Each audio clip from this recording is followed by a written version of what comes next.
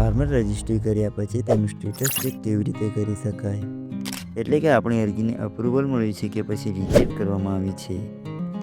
જી હા મિત્રો, પીએમ કિસાન યોજના સહિત ખેતીલક્ષી યોજનાઓનો લાભ મેળવવા માટે ખેડૂતોએ ફાર્મર રજિસ્ટ્રી કરવાની હોય છે. ફાર્મર રજિસ્ટ્રી કર્યા પછી તેનું સ્ટેટસ ચેક કેવી રીતે કરવું તેના વિશે આજના વિડીયોમાં સ્ટેપ બાય સ્ટેપ માહિતી મેળવશું. તો સૌથી પહેલાં મોબાઈલ ફોનમાં ક્રોમ બ્રાઉઝર ઓપન કરવાનું છે, જેમાં સર્ચ બોક્સમાં સર્ચ કરવાનું છે ફાર્મર રજિસ્ટ્રી ગુજરાત.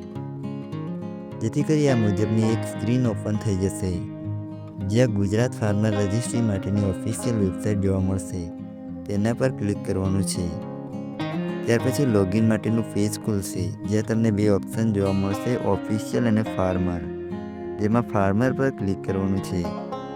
ત્યાર પછી અહીં રજિસ્ટ્રેશન કરતી વખતે જે મોબાઈલ નંબરનો ઉપયોગ કર્યો હતો તે અહીં દાખલ કરવાનો છે.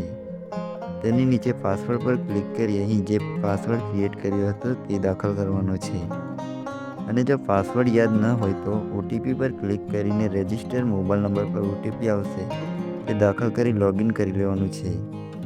હવે કેપ્ચા કોડને અહીં દાખલ કરી લોગિન પર ક્લિક કરવાનું છે, જેથી કરી આ મુજબની સ્ક્રીન ઓપન થશે, જ્યાં ખેડૂતની ડિટેલ જોવા મળશે. હવે ફાર્મર રજિસ્ટ્રી સ્ટેટસ ચેક કરવા માટે આ 3 લાઇન પર ક્લિક કરવાનું છે.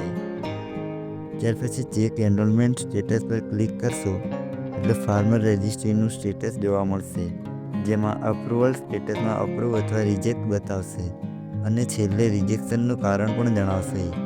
અને જો અરજી પર કાર્ય ચાલુ હોય તો પેન્ડિંગ બતાવશે.